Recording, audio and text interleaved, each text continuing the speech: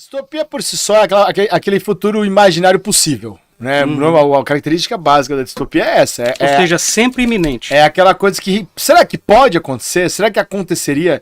Gente, isso é possível, né? Toda vez que eu assisto uma distopia, por exemplo, eu sempre imagino como a gente poderia chegar ali e, infelizmente, na maior parte das vezes, eu consigo traçar essa rota, esse caminho, né? Olhando principalmente o que está acontecendo no mundo, acontecendo no Brasil, os conflitos recentes, né? As questões climáticas, porque todas as distopias têm aí um fundo, né? Tem você pega uma desgraça que está acontecendo e imagina como seria aquela desgraça, né, indo adiante, qual o ponto máximo aí que a gente vai chegar.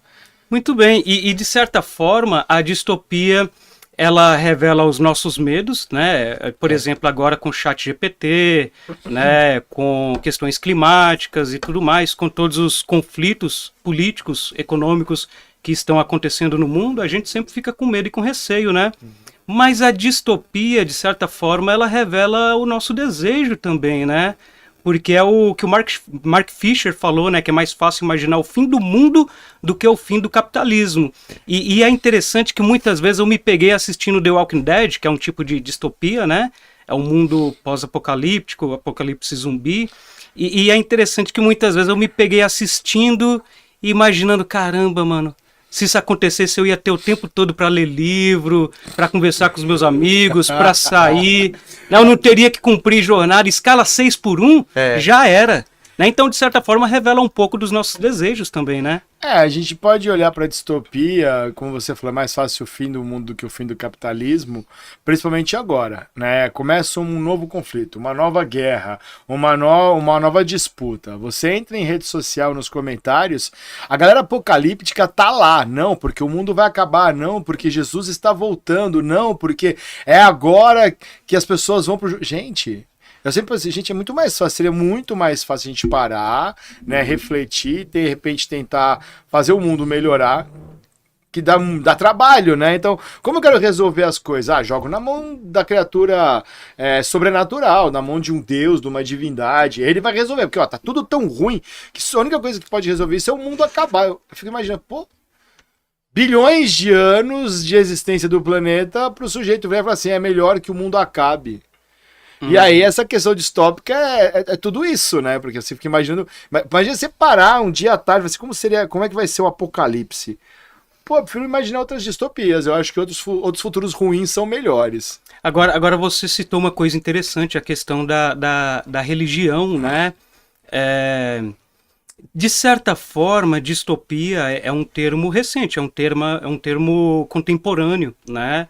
Mas é um jeito de imaginar um fim do mundo possível, né? Um futuro possível onde algo vai acabar, né? Por isso que eu até falei, tem a ver com medo, mas também com desejo, porque se acabar, também acaba o sofrimento, né? Então a gente tem medo do fim, mas também deseja o fim. De certa forma, isso sempre esteve presente na humanidade, né?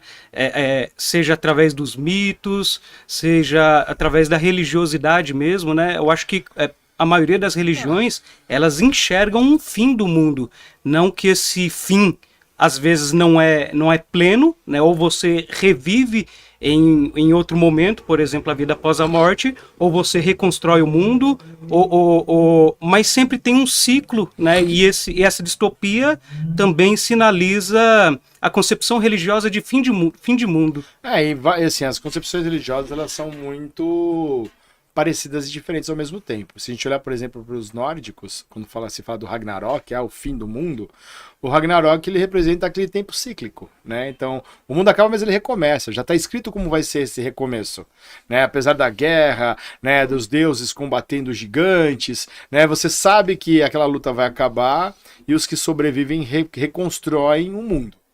O mundo apocalíptico ele é um pouco mais extremo, porque você vai ter vai ter um arrebatamento.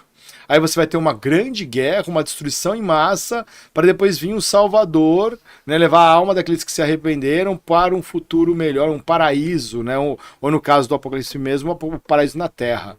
Então assim, é sempre uma responsabilidade maluca nisso, né, você jogar para alguém resolver os seus problemas. Toda vez que eu paro para pensar nessas distopias que tem fundo religioso, assim, apocalípticos, armagedônicos, ragnarokianos, o pessoal lá do Mahabharata, do hinduísmo, né? Você vê que assim, os deuses vão resolver pra gente. Vai recomeçar, ou vai zerar, ou vai ser tudo de novo, ou de repente deu aquela tremidinha, a Brahma abriu o olho, dissipou a realidade, né? Então, assim, é uma coisa muito maluca. E aí, quando você olha para essas outras distopias, as tecnológicas, as climáticas, né? As de pandemia, que são as distopias que eu mais gosto, embora seja difícil falar isso agora depois do Covid, né? Você tem essa chance, né? Pô, se isso aconteceu, eu fico em casa lendo o livro. Tem até uma de zumbis que é japonesa, que mostra o cara lá, começa o apocalipse zumbi e o personagem principal ele começa a correr porque ele sabe que ele tem que ir pra algum lugar e ele fica feliz por aquilo acontecer porque ele trabalhava num escritório extremamente tóxico. O começo do livro é ele tipo trabalhando 7x0, 6x1, dormindo no escritório, e quando ele descobre que o mundo acaba ele fica feliz. A maior felicidade do mundo dele. Pô, o mundo acabou, agora eu vou poder fazer o que eu quiser. Ou seja, redução de escala 6x1, né? Então, de certa forma, a distopia também tem... A gente não pode reduzir ela a essa perspectiva religiosa, mas o conceito de distopia também tem a ver com essa visão escatológica, né? Essa visão de fim do mundo, essa visão de redenção, de certa forma. O livro, né? de Eli, né? Aquele filme antigo. O livro de Eli é muito bom. O livro de Eli, que falava sobre a Bíblia. Com Denzel Washington. Com Denzel Washington, Esse filme é muito legal. E quando você percebe, no final das contas, quem é o Denzel Washington e como ele está, né? Daquele plot twist. Pô, ele não tá vendo nada. Sim. O Gary Oldman também é o vilão, não é? Não é o Gary Oldman? O Gary Oldman. É ele que tá querendo achar o livro, né? Sim, a porque Bíblia, se né? ele conseguir o livro, ele tem poder, né? Ele tem respostas. poder sobre aqueles que restaram, né? Isso é um ótimo filme. Você sabe que eu acho muito interessante, né? Distopias.